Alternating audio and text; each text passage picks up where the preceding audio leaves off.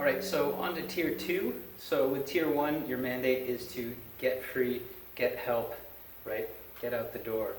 With tier 2, these are the people that are being called in to manage people that are already violent or that they've escalated to being violent, and you need to control them to keep others safe. So it's a very different mindset, right? The first one, you just get free. This one, I have to deal with her in a way that I can neutralize whatever she is doing to me or to somebody else, or could do to somebody else. So one really important underlying principle of like escort holds and pins and anything that you're trying to subdue somebody, your goal is not to completely immobilize everything about them, either with physical restraint or with pain compliance, right? Where I'm going to just like hurt her until she can't get out. This isn't a useful approach in a care setting. Your mandate is to basically limit her from doing whatever things she's trying to do that are dangerous. And there's probably more leeway than you'd expect there. So it's just doing whatever you need to prevent them from doing the things that would injure you or others. So it leaves you a little bit of room with that. So let's go back and review the 3 basic holds for an escort position. So we'll just start side by side here, right? So these go from assuming somebody is compliant to less compliant to non-compliant. So a compliant hold, right? So if we're side by side, my far arm, right? So her right and my right, I'm going to grab her forearm right by her wrist, thumb up, boom. And the other hand is going to go thumb up right under her elbow, so on her forearm, but here, right? And even though this is less secure, this is nice because I can take some distance. If I take this oblique angle behind her, it's pretty hard for her to kick me or do other things, and it gives me a little bit of a buffer because I have some distance from her, right? Second hold, I'm going to flip from being thumb up with this hand to thumb down, and I'm going to be above her elbow for this. So I'm, for the first position here, thumb up. Second position comes to thumb down, and now I have better leverage on her elbow if I needed to take her down, right? For all 3 of these, it's important that her elbow is above her wrist. If her elbow is below her wrist, it's really hard to control her. She gets to do whatever she wants.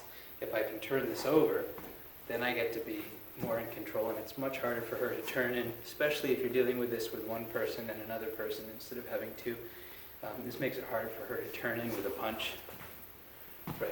So her elbow stays above her wrist. And again, I don't need to wrench down. I'm not trying to inflict pain or injury here. It's the opposite. I'm just limiting her so that she can't do the things she wants to do that might lead to injury. So again, first position, thumb up, right under her elbow. Second position, thumb down, over her elbow. Third position is that I've really got to get control, which means I need to get closer to her and I need to get my body so that I can manage myself and be stronger with my core. So I'm going to slip in and control her elbow with my body, pinning her forearm against my torso, and here for added support I can counter grab my own uniform or whatever I'm wearing here. So again, we're going to just start here and practice drilling them out. So other hand, thumb up for all of these. Here, thumb up for the first one, boom. Right, again, I can take some distance, take this oblique angle behind her. Position 2, I'm going to switch from thumb up to thumb down on the back of her elbow. This gives me more leverage to keep her away from me and get her going somewhere else. Position 3, I need to get in close and really secure this elbow so she can't get away. And I'm going to slide in here, pin her forearm to my body, counter grab my clothes for added support. And from here, I'm pretty secure, always minding staying so that you're not leaving your groin open for a kick or something else that she could make trouble down there. So I'm going to keep my inside leg forward if I'm standing or if I'm walking. I'm just going to pay attention to what she has available to try to hurt me from there. So again, 3 basic positions, and the most important thing is just that you're limiting her movement as opposed to pain compliance or trying to actually stop every possible movement that she has. Another way to drill these would be to start from either grabs or strikes.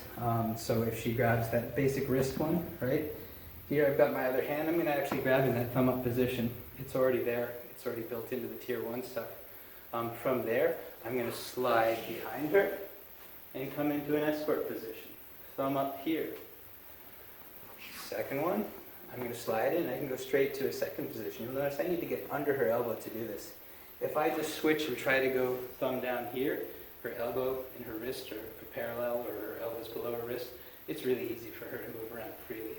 If I get under her elbow and turn that over, then I'm able to control her a bit. Don't go too far with this, because you could hurt somebody if you go too far, right? Depends on what their shoulder's able to do. But most basically, I'm behind her elbow, and I'm stopping it from turning back in. So if she wants to punch me with the other hand, it's harder for her because this is preventing from moving, right? And then we can drill to the third position. Here, I slide in and plant this against my body.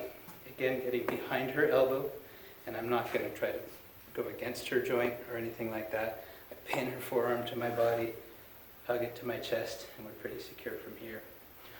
Lastly, you could do this from strike. Something's coming in, you go to the same position and do what you need to do.